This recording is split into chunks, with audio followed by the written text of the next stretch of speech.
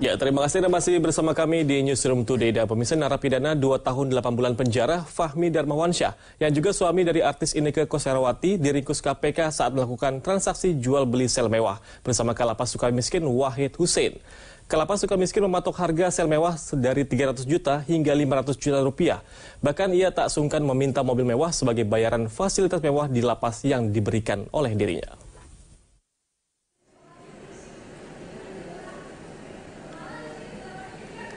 Fahmi Darmawansyah terpidana 2 tahun 8 bulan penjara dalam kasus suap Videotron di Bakamla yang juga suami artis Inneke Koesherawati dibekuk KPK bersama Kalapas LP Sukamiskin Bandung, Jawa Barat, Wahid Hussein Sabtu dini hari. Bersama Wahid Hussein turut diringkus bawahannya Andi Rahmat. Setelah diperiksa selama 1 kali 24 jam, ketiganya ditetapkan sebagai tersangka dan langsung dijebloskan ke tahanan KPK. Artis Inneke Koesherawati juga turut diringkus terkait operasi tangkap tangan KPK terhadap suaminya Fahmi Darmawansyah dan Kalapas Sukamiskin Wahid Hussein. Inneke ditangkap di rumahnya di Menteng, Jakarta Pusat. Namun setelah diperiksa 1 kali 24 jam, Inneke dibebaskan Sabtu tengah malam. Oke bang, bang.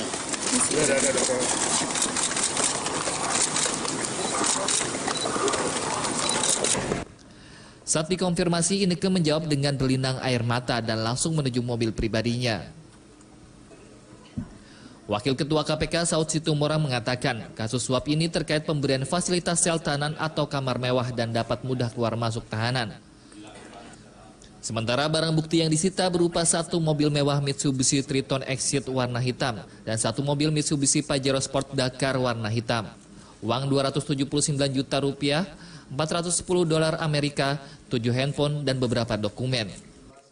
Sesuai dengan jabatannya yang bertentangan dengan kewajibannya terkait dengan pemberian fasilitas, pemberian perizinan atau pemberian lainnya di LP kelas 1 Sukamiskin.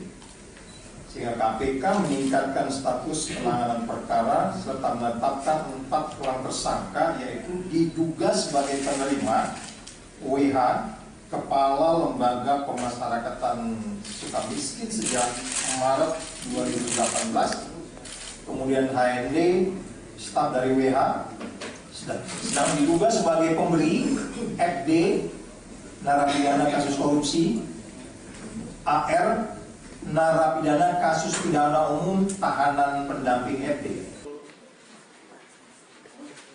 Sementara itu, Direktorat Jenderal Permasyarakatan Kementerian Hukum dan HAM Sri Puguh Budi Utami meminta maaf kepada masyarakat dan Presiden Joko Widodo atas penyalahgunaan jabatan yang dilakukan Kepala Lapas Kelas 1 Sukamiskin Wahid Hussein.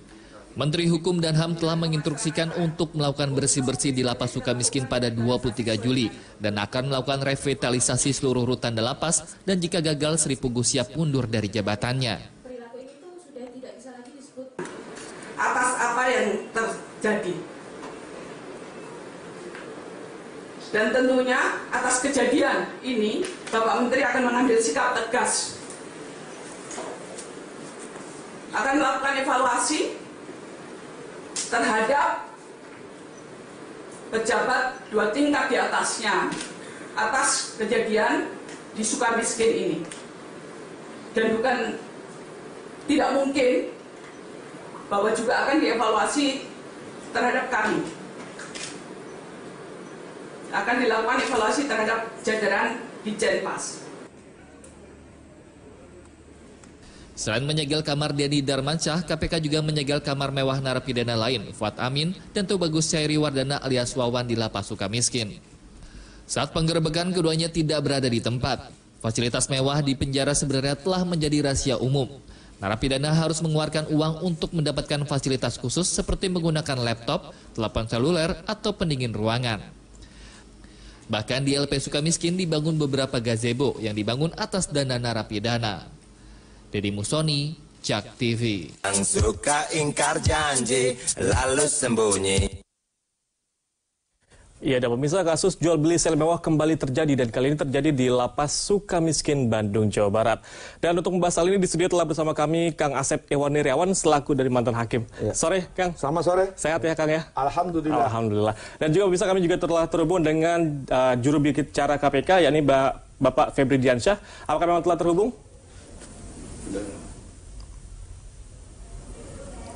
Ya, Pak Febri, ini bagaimana perkembangan dari kasus jual beli sel mewah di Lapas Sukamiskin?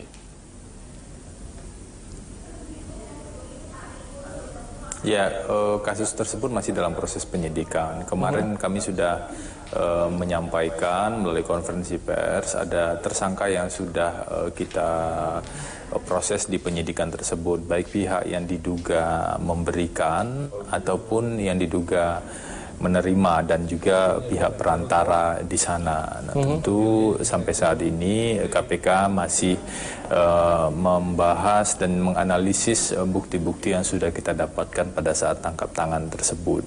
Yang pasti memang sudah ada dugaan kuat pemberian atau penerimaan hadiah atau janji yang salah satunya dalam bentuk mobil Mitsubishi Triton yang kami bawa dan amankan di kantor KPK. Baik, dan ini sudah berapa lama pemantauan dilakukan dari pihak KPK? Penyelidikan baru kami mulai sekitar bulan April tahun 2018 ya. Dan itu merupakan respon dari informasi yang diterima oleh KPK dari masyarakat. Jadi begitu informasi kami terima, saat itu kan informasinya terkait dengan dugaan jual beli fasilitas atau akses atau hal-hal yang lain di Lapas Sukamiskin. Nah, kami perlu melakukan cross-check ke lapangan terkait dengan informasi tersebut dan akhirnya tim KPK menemukan sejumlah fakta kemarin pada saat tangkap tangan. Misalnya ketika tim masuk ke lapas dan masuk ke selnya terpidana kasus korupsi dulu dalam kasus Bakamla yaitu FD, kami melihat memang ada fasilitas yang cukup lengkap ya di dalam sel tersebut, mulai dari tempat tidur tentu saja sampai dengan AC, kulkas, dispenser, tempat lainnya dan juga pemanas air ya untuk di toilet. Nah, itu kami temukan dan audiovisualnya sudah kami pegang secara lengkap. Baik, Kang Asep, ini jual beli sel mewah di lembaga pemasyarakatan. Dan info dari Pak Febri ini dikatakan dari masyarakat pun ternyata ada informasi begitu. Nah, bagaimana Anda melihat hal ini? Ya iyalah, kan orang bisa mengadu ke KPK, mau ke penegak hukum lain, kan? Yang lucu kan, ini lembaga pemasyarakatan, bukan lembaga jual beli, gitu kan. Loh, sekarang apartemen aja secara gitu kan dibeli gitu. Tapi kan yang membeli itu kan para koruptor-koruptor, di mana tempat kerjanya Mas Febri KPK itu udah capek-capek nangkap, udah capek menyidik, menuntut, hakim memutus. Dan sekarang enak aja di sana kan. Betul. Nah, sedang kapasitas lebih mengerikan lagi ketika dibentuknya udah sebagai undang-undang pemasyarakatan dan dulu konsep Saharjo adalah sebagai lembaga pemasyarakatan, jadi warga binaan. Yang lucu apa? Jadi warga jual beli kan. Warga jual beli, baik. Ada jual beli kan, ada yang jual, ada beli kan, beli yang mobil lampak gitu kan. Betul. Yang lebih menarik lagi apa? Ini kan udah tahu dari dulu. Sekarang orang mengatakan menterinya nggak mungkin menteri nggak tahu. Ada gazebo itu orang udah tahu. Ya, beberapa seperti jadi misalkan beberapa itu kan komplit sekali di LP itu. Coba bayangin, satu-satunya LP yang dulu presiden pernah ditahan di situ. Ketua DPR baru masuk di situ. Ketua DPD udah masuk di situ. Ketua DPR di situ. Coba menteri agama ada di situ. Bahkan ada menteri yang meresmikan LP-nya, patrialis ada di situ loh. Berarti seperti rahasia umum begitu? Bukan rahasia umum ya. Sekarang menterinya kalau menterinya nggak tahu keterlaluan. Nah, sekarang kan ini tidak berulah dan berulang. Kejadian di LP kan kepala LP-nya kan tidak hanya sekali yang kena. Yang paling gampang inilah masyarakat gampang menilai. Kasus Gayus kan mempertontonkan beberapa kali kejadian. Maka sekarang kalau mengatakan ini oknum, ini momentum, sekarang udah bukan lagi. Ini perkara orang-orang koruptor ada di situ yang sudah merugikan. Kan namanya juga itu kan kampung saya. Namanya suka miskin, supaya kita suka sama miskin. Dan sekarang orang suka kepada orang yang memiskinkan. Dijual lagi. Udah tuh jualnya kan hasil korupsi. Nah, apalagi sekarang ketika KPK gencar-gencar dimasukkan di LP Sukamiskin, malah LP-nya harusnya mendapat amanah dari penegak hukum, dari penyidik, penuntut sama hakim, majelis. Lo masukin, dan sekarang dijual. Baik, Pak Febri, ini total ada berapa sel mewah yang memang telah ditemukan di Lapas Sukamiskin sejauh ini?